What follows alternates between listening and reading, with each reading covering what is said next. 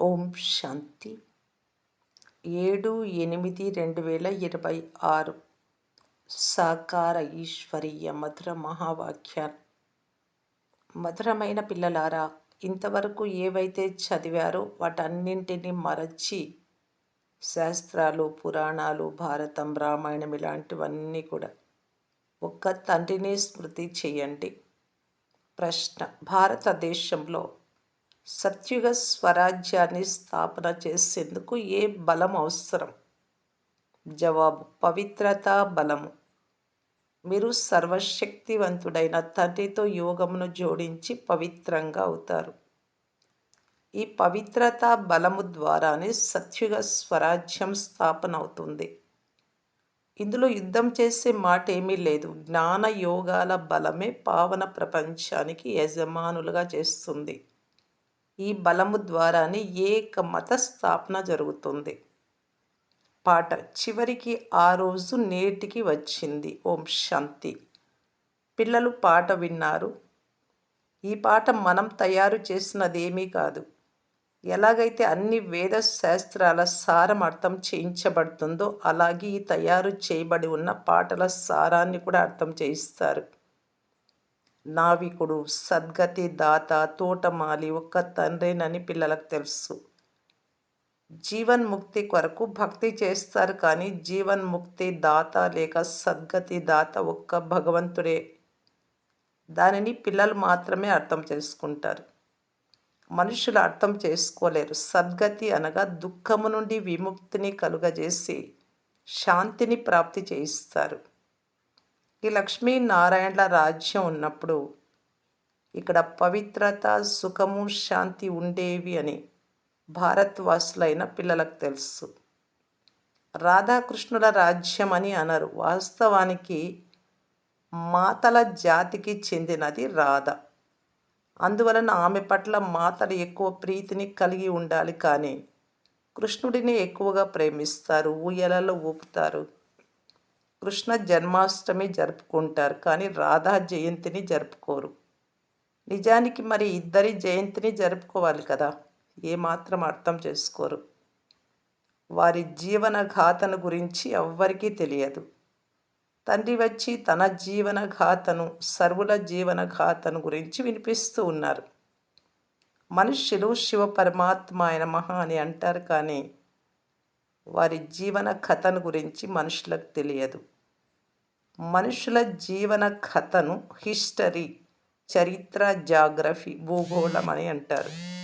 ప్రపంచ చరిత్ర, భూగోళాలు అని మహిమ చేయబడ్డాయి. ఫలానా వారు ఫలానా సమయంలో ఇంత ప్రదేశంలో రాజ్యం చేశారు. ఆ భూమి విస్తారమంత అంటే విస్తీర్ణం. ఎలా రాజ్యం చేశారు, మళ్ళీ వారు ఎక్కడికి వెళ్ళారు, ఈ విషయాలు ఎవ్వరికీ తెలియవు. పిల్లలైన మీరు మంచి రీతిగా అర్థం చేసుకున్నారు. రచయిత రచనల జ్ఞానాన్ని పిల్లలకు అర్థం తండ్రి చేయిస్తారు. పిల్లలైన మీకు ఇప్పుడు ఖచ్చితంగా కలియుగాంతము సత్యుగాదుల విషయం అర్థమైంది. సంగమ యుగంలోనే పరంపిత పరమాత్మ వచ్చి మనుషులను పతితుల నుండి పావనమైన దేవతలుగా తయారు చేస్తారు. ఉత్తమమైన పురుషులుగా అనగా పురుషోత్తములుగా తయారు చేస్తారు. ఎందుకంటే ఈ సమయంలోనే మనుషులు ఉత్తమంగా లేరు, కనిష్ఠులుగా ఉన్నారు. ఉత్తములు, మధ్యములు, కనిష్ఠులు, సతో రజో తమోలుగా ఉంటారు. జ్ఞానం బాగా వినేవారిని సతోగుణులు అని అంటారు. కొద్దిగా వినేవారిని రజోగుణులు అని, అస్సలు వినని వారిని తమోగుణులు అని అంటారు. ఆ చదువులో కూడా ఇలాగే ఉంటుంది కదా. పిల్లలైన మీరు సతో ప్రధానంగా తయారయ్యే విధంగా చదువుకోవాలి. అందుకే సతో ప్రధానమైన లక్ష్మీనారాయణులకు అయ్యేందుకు మీకు జ్ఞానం ఇవ్వబడుతూ ఉంది. నరుడి నుండి నారాయణుడిగా, నారి నుండి శ్రీలక్ష్మిగా కావాలి. ఇది సత్యమైన గీత అని మీరు అంటారు. ఇది సత్యమైన గీతా పాఠశాల అని కూడా మీరు వ్రాయవచ్చు. అనగా సత్యనారాయణుడిగా అయ్యే కథ లేక సత్యమైన అమర్ కథ, సత్యమైన మూడవ నేత్రాన్ని ఇచ్చే తీజరీ కథ. ఈ చిత్రాలన్నీ మీ వద్ద ఉన్నాయి. వీటిలో జ్ఞానం అంతా ఉంది. పిల్లలైనా మీరిప్పుడు ఇలా ప్రతిజ్ఞ చేస్తారు. ప్రజాపిత బ్రహ్మకుమార్ కుమారీలైన మేము భారతదేశాన్ని సతోప్రధాన స్వర్గంగా తయారు చేసే తీరుతాం. ఈ విషయం మీరందరికీ తెలిపించాలి లేక సూచించాలి. గాంధీజీ కూడా పావన రాజ్యాన్ని కోరుకునేవారు అంటే ప్రస్తుతం తప్పక పతిత రాజ్యం ఉన్నట్లే కదా. తాము స్వయం పతితులుగా ఉన్నాము అని ఎవ్వరూ అర్థం చేసుకోలేరు. రావణుడు అనగా పంచవికారాలు రామరాజ్యం కావాలి అని అంటున్నారు అంటే తప్పకుండా స్త్రీ సంప్రదాయంలో ఉన్నట్లే కదా. కానీ ఇది ఎవరి బుద్ధిలోకి రాదు. ఎంతో గొప్ప గొప్ప గురువులు కూడా ఇంతగా అర్థం చేసుకోలేరు. పిల్లలైన మీరు మేము శ్రీమతమును అనుసరించి బ్రహ్మ ద్వారా 5,000 సంవత్సరాల క్రితం వలె దైవీ రాజ్య స్థాపన చేస్తున్నాము అని అందరికీ అర్థం చేయిస్తారు. ఇది పురుషోత్తమ సంగమ యుగం. ఇక్కడ మీరు కనిష్ట పురుషుల నుండి సతోప్రధాన పురుషోత్తములుగా అవుతారు. ఆది సనాతన దేవీ దేవతా ధర్మమే మర్యాద పురుషోత్తములుగా చేసే ధర్మం. ఇప్పుడు ఒకే దేవీ దేవతా ధర్మ స్థాపన జరుగుతోంది. తర్వాత అక్కడ ఇతర ధర్మాలు ఏవి ఉండవు. సత్యుగంలో ఒకే ధర్మం ఒకే రాజ్యం ఉండేవి అని పిల్లలైన మీరు ఇప్పుడు రుజువు చేసి అర్థం చేయిస్తారు. త్రేతాయుగంలో సూర్యవంశం వారు పరివర్తనై చంద్రవంశంలోకి వెళ్ళిన ఒకే భాషగా ఉంటుంది. ప్రస్తుతం భారతదేశంలో అనేక భాషలు ఉన్నాయి. మన రాజ్యంలో ఒకే భాష ఉంటుంది అని పిల్లలకు తెలుసు. ఈ రోజుల్లో చాలా చూస్తూ ఉంటారు. యాత్ర నుండి తిరిగి ఇంటికి వస్తున్నప్పుడు యాత్రికులకు తమ స్వగ్రామము దగ్గరకు వచ్చే కొలది ఇక మా ఇల్లు దగ్గరికి వచ్చేస్తుంది, వెళ్ళి మా వారితో కలుస్తాము అనే సంతోషం పెరుగుతుంది. అలాగే మీకు కూడా మీ రాజధాని సాక్షాత్కారం జరుగుతూ ఉంటుంది. మీ పురుషార్థం కూడా సాక్షాత్కారం అవుతుంది. పురుషార్థం చేయండి అని తండ్రి ఎంతగానో మీకు చెప్తూ ఉంటారు. పురుషార్థం చేయకపోతే చివరిలో అయ్యో అయ్యో అని అనాల్సి వస్తుంది. పదవి కూడా తగ్గిపోతుంది. యోగం అనే యాత్రను గురించి అందరికీ తెలియజేస్తూ ఉండండి. అర్థం చేయించడం చాలా సహజం. మెట్ల చిత్రం ఎంతో సహజమైనది. రోజు రోజుకు ఆలస్యంగా వచ్చేవారికి ఎంతో సహజమైన జ్ఞానం లభిస్తుంది. ఒక వారం రోజులు వింటే చాలు, సహజంగా అర్థం చేసుకుంటారు. ఎంతో ఖచ్చితమైన వివరణ కలిగి ఉండేలా చిత్రాలు తయారై ఉన్నాయి. 84 జన్మల చక్రం చాలా సరిగ్గా ఉంది. ఇది భారత్ వాసుల కొరకే. ఇప్పుడు పిల్లలైనా మీ బుద్ధిలో జ్ఞానం అంతా ఉంది. మీరు పతిత పావనుడు సద్గతి దాత అయిన శివబాబా మతం అనుసారం మనం మళ్ళీ సహజ రాజయోగ బలంతో మన తనువు మనస్సు ధనములతో భారతదేశాన్ని స్వర్గంగా చేస్తున్నాము అని మీకు తెలుసు. ఇందులో ఇతరులది ఎవ్వరిది వినియోగించరు. మీరు మీ తనువు మనస్సు ధనముల ద్వారానే సేవ చేస్తూ ఉన్నారు. ఎవరు ఎంతగా చేస్తారో వారంతగా వారి భవిష్యత్తు కొరకు తయారు చేసుకుంటారు. మీరు బాబాకు చెందిన సొంత ఇంటివారు. మీ ద్వారానే తండ్రి సత్యుగ స్వరాజ్యాన్ని స్థాపన చేయిస్తూ ఉన్నారు. మీరే ఖర్చు కూడా భరిస్తారు. ఇందులో మీకు పెద్ద ఖర్చు ఏమీ కాదు. మీరు కేవలం శివబాబాను స్మృతి చేయాలి. కన్యలు ఏం ఖర్చు చేస్తారు? వారి వద్ద ఏమైనా ఉంటుందా? బాబా నుండి అన్నీ పొందుతూ ఉన్నారు మీరు. కానీ బాబా పిల్లల నుండి ఫీజు ఏమైనా తీసుకుంటారా? ఏమీ తీసుకోరు. పాఠశాలలో మొదట ఫీజును గురించి మాట్లాడతారు. ఆ చదువులో ఎంతో ఖర్చు అవుతుంది. ఇక్కడ శివబాబా పిల్లల నుండి ధనాన్ని ఎలా తీసుకుంటారు? శివబాబా ధనాన్ని కూడబెట్టి తన ఇల్లు కట్టుకునేది ఏమైనా ఉందా? పిల్లలైన మీరు భవిష్య స్వర్గంలోకి వెళ్ళి వజ్ర వైడ్యూర్యాలతో పొదగబడిన మేడలను కట్టాల్సి ఉంది. అందువలన ఇక్కడ మీరు చేసేదానికి రిటర్న్ ప్రతిఫలంగా భవిష్యత్తులో మీకు మహల్లు లభిస్తాయి. ఇవి ఎంతో అర్థం చేసుకోవాల్సిన విషయాలు. తనువు మనస్సు ధనముల ద్వారా ఎవరు ఎంతగా సేవ చేస్తారో వారు అక్కడ ఆ విధంగానే ఫలితాన్ని పొందుతారు. కళాశాల అంటే ఇది యూనివర్సిటీ అయింది, ఈశ్వరీయ విశ్వవిద్యాలయం లేదా హాస్పిటల్. మిగతా వారు బయట కళాశాలలు హాస్పిటల్స్ కట్టిస్తారు. అందుకు 10 లక్షలు లేక 20 లక్షల రూపాయలను ఖర్చు చేయాల్సి వస్తుంది. ఇక్కడ అంత ఖర్చు కూడా అవ్వదు. ఒక చిన్న గదిలో ఆధ్యాత్మిక కళాశాల లేక హాస్పిటల్ను తెరవవచ్చు. పాండవుల అధిపతి ఎవరు? వారేమో కృష్ణుడి పేరు వ్రాసేశారు. నిజానికి నిరాకార భగవంతుడు పాండవులకు అధిపతి. వారు మీకు శ్రీమతమునిస్తున్నారు. మిగిలిన వారందరూ రావణ రాజ్యంలో రావణుడి మతానుసారంగా నడిచేవారే. రావణ మతానుసారంగా ఎంతో మురికిగా అయిపోయారు. ఈ సృష్టియే పురాతనంగా నూతనంగా అవుతుంది. నూతన సృష్టిలో భారతదేశమే ఉండేది. నూతన భారతదేశం పురాతనంగా నరకంగా అయి ఉంది. దీనిని రౌరవ నరకం అని అంటారు. ఇది మనుషుల విషయం. ఇక్కడ సుఖం యొక్క నామరూపాలే లేవు. ఇక్కడ ఉండేది సుఖమేమీ కాదు. సన్యాసులు కూడా ఈ సమయంలోని సుఖాన్ని కాకిరెట్ట సమానమైనదిగా భావిస్తారు.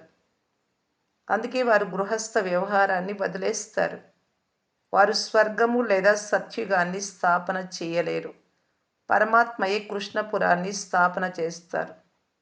శ్రీకృష్ణుడి ఆత్మ శరీరం రెండు సత్వప్రధానంగా ఉండేవి. అందువలననే కృష్ణుణ్ణి చాలా ప్రేమిస్తారు. ఎందుకంటే పవిత్రమైన వారు కదా. చిన్నపిల్లలు బ్రహ్మజ్ఞాని సమానులు అని మహిమ చేయబడింది. చిన్నపిల్లలకు వికారాల గురించి తెలియదు. సన్యాసులకు అంతా తెలుసు. పిల్లలంటే జన్మతః మహాత్ములకు సమానం. పిల్లలను పవిత్రమైన పుష్పాలని అంటారు. నెంబర్ 1 పుష్పం శ్రీకృష్ణుడు. అతడు స్వర్గమైన క్రొత్త ప్రపంచంలో మొదటి రాజకుమారుడు. శ్రీకృష్ణుడి వంటి కుమారుడు లభించాలి అని అందరూ శ్రీకృష్ణుని గుర్తు చేసుకుంటారు. ఇప్పుడు మీరు ఎలా అవ్వాలి అనుకుంటే అలా తయారవ్వండి అని తండ్రి అంటారు. కేవలం ఒక్క శ్రీకృష్ణుడు మాత్రమే తయారవ్వరు కదా. ప్రిన్స్ ఆఫ్ వేల్స్గా వేల్స్ పట్టణ రాకుమారుడు ఇలాగెంతోమంది అవుతారు. వారిని ఫస్ట్, సెకండ్, థర్డ్ ఇలాగంటారు. అలాగే ఇక్కడ కూడా రాజవంశం ఉంటుంది. తర్వాత ఇంకొకరు ఆ రాజ్య సింహాసనంపై కూర్చుంటారు.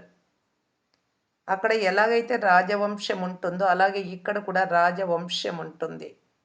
క్రైస్తవులతో మీకు సంబంధం ఉంది. కృష్ణుడు క్రైస్తవులు ఇరువురి రాశి ఒక్కటే. ఇచ్చిపుచ్చుకోవడం కూడా పరస్పరంలో చాలా జరుగుతుంది. భారతదేశం నుండి వారు ఎంతో ధనాన్ని తీసుకెళ్లారు.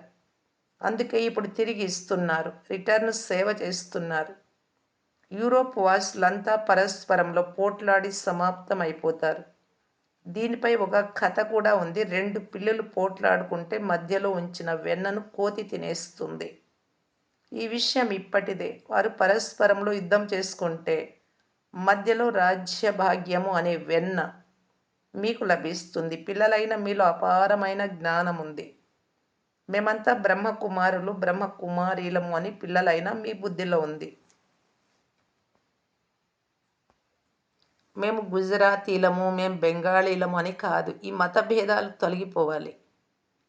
మీరంతా ఒకే తండ్రి సంతానం. బ్రహ్మ ద్వారా శివబాబా శ్రీమతమును అనుసరించి మళ్ళీ జ్ఞాన యోగాల బలముతో మన స్వరాజ్యాన్ని స్థాపన చేస్తున్నారు. యోగ బలము ద్వారానే మనం పావనంగా అవుతాం. తండ్రి సర్వశక్తివంతులు. వారి నుండి శక్తి లభిస్తుంది. మీరు విశ్వరాజ్య భాగ్యాన్ని పొందుతారు. ఇందులో యుద్ధం చేసేది ఏమీ లేదు. మొత్తం పవిత్రత బలంతోనే ప్రాప్తిస్తుంది. వచ్చి పతితులను పావనంగా తయారు చేయమని పిలుస్తారు. అంటే దానికి ఆధారం స్మృతి శక్తియే. అక్కడికి వెళ్ళి మీ వ్యాపార వ్యవహారాలలో నిమగ్నమై ఇంటికి వెళ్ళిన తర్వాత మధుబన్ నుండి అన్నీ మర్చిపోరాదు. ఇక్కడ సన్ముఖంలో జ్ఞానసాగరుడి అలలు చూస్తూ ఉంటారు. నదులలో ఆ అలలు కనిపించవు. సాగరం నుండి వచ్చే అల ఎంతో నష్టాన్ని కలుగజేస్తుంది. భూకంపం వచ్చినట్లయితే సముద్రం కూడా ఉప్పొంగుతుంది. మనుషులు సముద్రాన్ని ఎండబెట్టి ఆ భూమిని కూడా తీసుకున్నారు. ఈ భూమిని చాలా ఖరీదుకు అమ్ముతారు. ఈ బాంబే ఉండదు అని మీకు తెలుసు.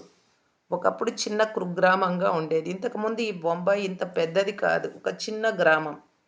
ఈ మాతలు ఎంతో అమాయకులు. ఎక్కువ చదువుకున్న వారేమీ కాదు. చదివినవన్నీ కూడా ఇక్కడే మర్చిపోవాల్సిందే. మీరు ఏమీ చదవలేదు అంటే ఎంతో మంచిది. బాగా చదువుకున్న మనుషులు అర్థం చేయించే సమయంలో ఎన్నో రకాలుగా ప్రశ్నిస్తారు. ఇక్కడ మీరు తండ్రిని స్మృతి చేయాలి. ఏ దేహదారులను స్మృతి చేసే విషయం లేదు. మహిమంతా ఒక్క అనంతమైన తండ్రిదే. ఉన్నతోన్నతమైన వారు భగవంతుడు ఒక్కరే అని మీరు అర్థం చేసుకున్నారు. ఆ తర్వాత 2వ నెంబర్లో బ్రహ్మ ఉన్నారు. వారికంటే ఉన్నతమైన వారు ఇంకెవ్వరూ లేరు. ఇతని కంటే గొప్ప ఆస్వామి ఇంకెవ్వరూ లేరు. అయినా ఎంత సాధారణమైన నడవడిక ఉందో చూడండి. ఎంతో సాధారణమైన రీతిలో పిల్లలతో కలిసి కూర్చుంటారు. ట్రైన్‌లో ప్రయాణిస్తే ఇతనెవరో ఇతరులకు ఎలా తెలుస్తుంది? భగవంతుడు వచ్చి జ్ఞానమునిస్తారు అంటే తప్పకుండా ఎవరిలోనూ ప్రవేశించి ఇస్తారు కదా! ఒకవేళ శ్రీకృష్ణుడు ఉన్నట్లయితే ఎంతో పెద్ద గుంపు ఏర్పడేది.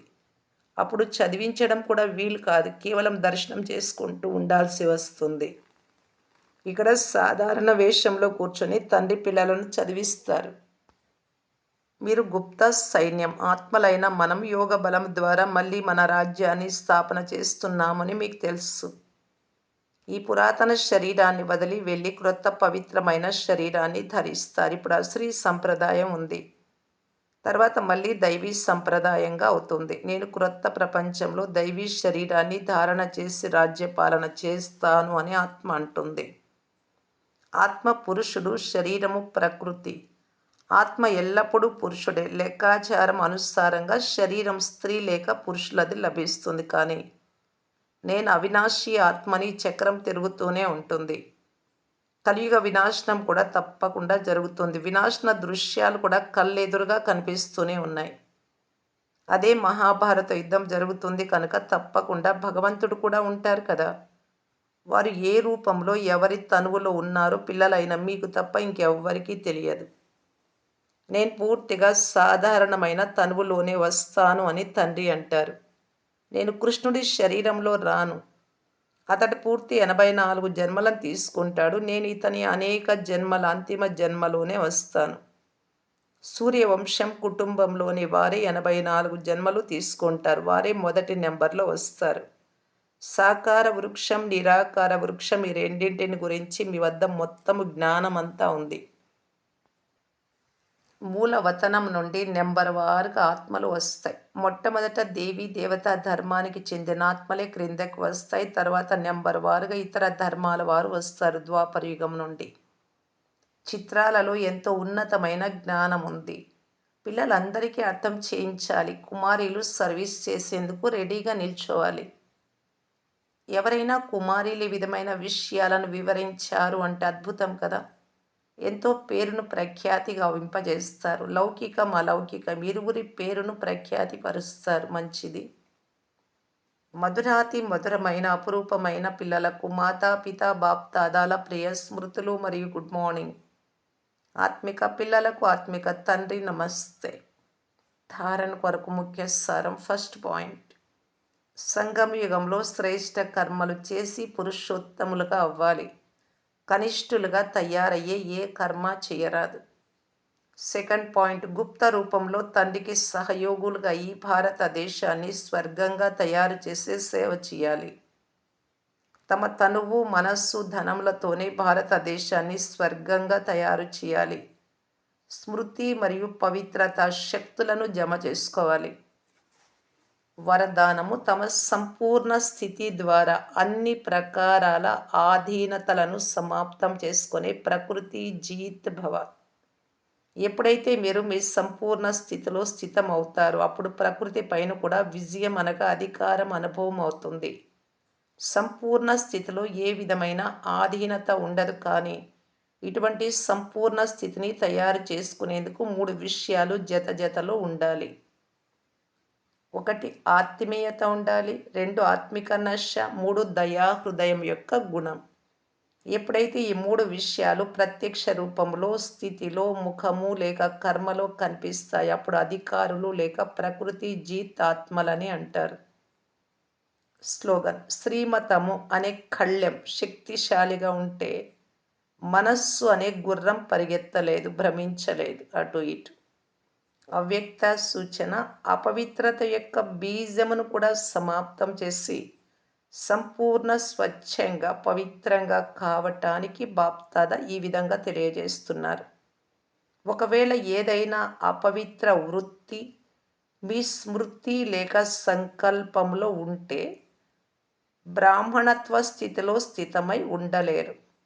అందువలన అడుగడుగులో అన్నింటిలో సంపూర్ణ పవిత్రంగా ఉండడానికి అప్రమత్తంగా ఉండండి. విశేషతలతో పాటు ఏ ఒక్క బలహీనత ఉన్నా, మంచి గుణాలు ఉన్నాయి కానీ కొంచెం చెడు ఉంది అంటే ఆ ఒక్క బలహీనత అనేక విశేషతలను సమాప్తం చేసేస్తుంది. తెల్లని వస్త్రం పైన ఒక చిన్న మరక కూడా దూరానికి కూడా స్పష్టంగా కనబడుతుంది. అలాగా అవగుణం అనేది ఒక మచ్చలాగా. ఓం శాంతి.